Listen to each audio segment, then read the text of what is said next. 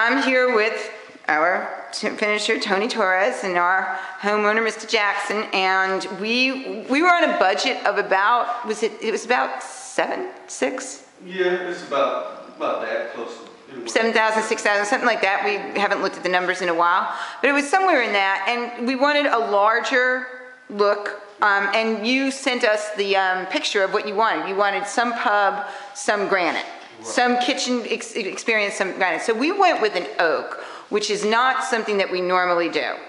And we've done this before, we've done videos on it before, because we're very pro oak from a budget standpoint, but what do you think of the finish, sir? I think the finish came out very well. At first I was a little skeptical, but as it started coming together, it turned out perfect.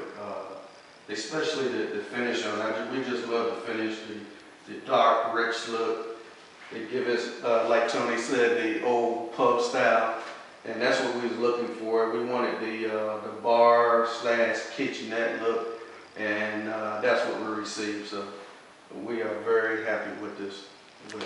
All right, and then Tony, can you just talk a little bit about the, and Mr. Jackson too, just, I mean, there is zero environmental, and Mr. Jackson here would know if there was an environmental contaminant in his lacquer, because he is he's the lead quality control, whatever he is, at a very large defense contracting place, and he has an over-the-shoulder method of getting things done, so if there was even a speck of dust in that thing, this is the boy who'd know it, boy. I tell you that. You can count on it.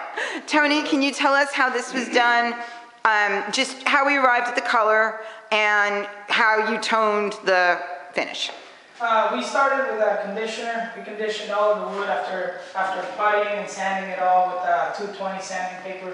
We put a conditioner down and then the stain, which was a wiping stain. All right, and what was the role of the conditioner? The role of the conditioner, it's intended to reduce any kind of blotchiness and make the stain go on smoother.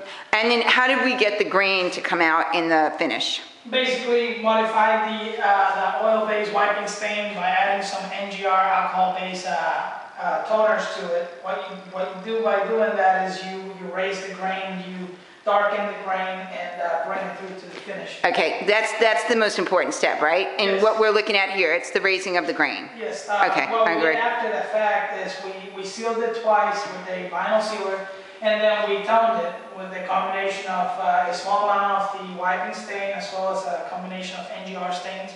In the sealer, put a coat of that toner down, and then 2 coats of top coat.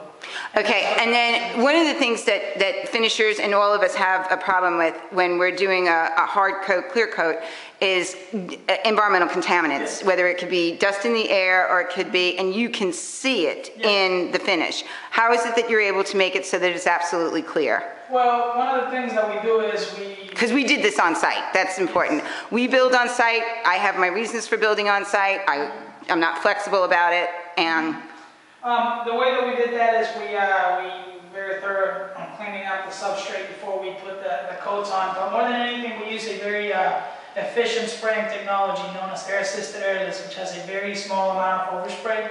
Typically, the amount of trash that you see on the substrate has a lot to do with the overspray. Right. That comes from your spray equipment. My spray equipment is very efficient. It has about 90% transfer efficiency. Only about 10% of the coating ends up in the air.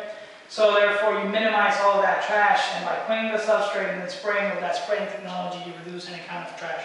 All right, well, that's how you can make a quality control expert happy with your finish on your bar. Very happy. Very happy. We'll put it in as very happy. All right.